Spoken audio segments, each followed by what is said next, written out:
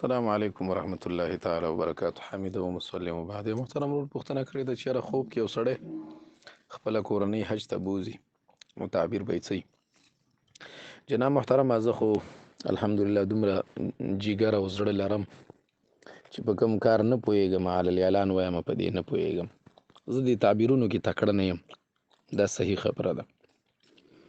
خو بهرحال دا د حج والا تعبیر بیخي ډېر زیات راته راغلی، یا حرم ته د تللو، نو بس دا به درته وګو کني. خیر دی، دا د تعبیر والا پوښتنه دي کې اصل کې د رسول الله صلی الله علیه وسلم مشوره دا ده موږ ته، د هغه شخصیت چې هغه افضل الخلایق دی، د هغه موږ ته مشوره دا ده چې خوب به هغه چاته بیانوي چې یا تا سره ډېر زیات قریب وي، دوست او ملګری دی وي، او یا ډېر زیات پوی وي.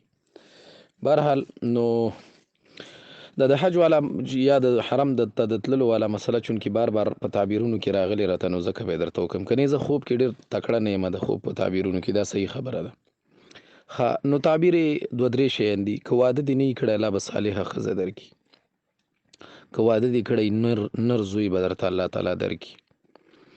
او یا ترمذي شریف کې د دې تعبیر شته دی چې حج ته به دا سړی لاړ شي. ترمذي کې باقاعده طور سره د دې د رسول الله صلی الله علیه وسلم تعبیر دا دی چې یو سړی حرم په خوب کې وویني نو بیا به دی ځي، او رسول الله صلی الله علیه وسلم هم حرم په خوب کې لیدلی و، نو بیا رسول الله صلی الله علیه وسلم دوی لاړل، اول ته عمره وکړه، بیا رسول الله صلی الله علیه وسلم حج هم وکړ. لقد صدق الله رسوله الرؤيا بالحق لتدخلن المسجد الحرام ان شاء الله آمنين محلقين رؤوسكم ومقصرين لا تخافون. نو د رسول الله صلی الله علیه وسلم تعبیر دا دی چې یو سړی په خوب کې حرم وګوري نو ان شاء الله حج یا عمرې ته به ځي. نو دا دی والا دریم.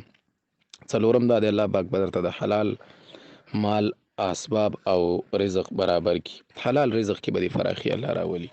السلام علیکم ورحمت الله.